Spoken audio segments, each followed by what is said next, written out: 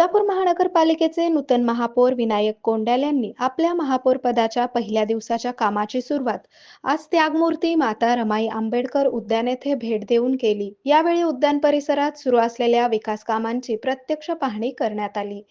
महापौरांनी यावेळी उद्यानात उपस्थित असलेल्या मॉर्निंग ग्रुपच्या नागरिकांशी संवाद साधून त्यांच्या समस्या, सूचना व अपेक्षा जाणून घेतल्या। नागरिकांच्या सोयीसुविधांच्या दृष्टीने सुरू असलेल्या विकास कामांना दर्जा व गती याबाबत संबंधितांना आवश्यक सूचना देण्यात आल्या।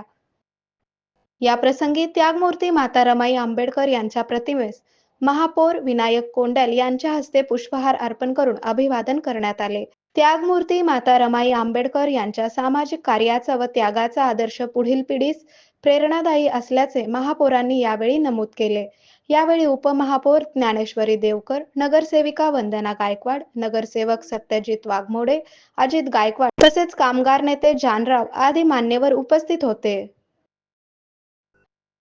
डॉक्टर बाबासाहेब आंबेडकर उद्यान येथे मॉर्निंग ग्रुपच्या वतीने माता रमाई आंबेडकर यांच्या जयंतीनिमित्त महापौर विनायक कोंडॅल यांच्या हस्ते पुष्पहार अर्पण करून अभिवादन करण्यात आले।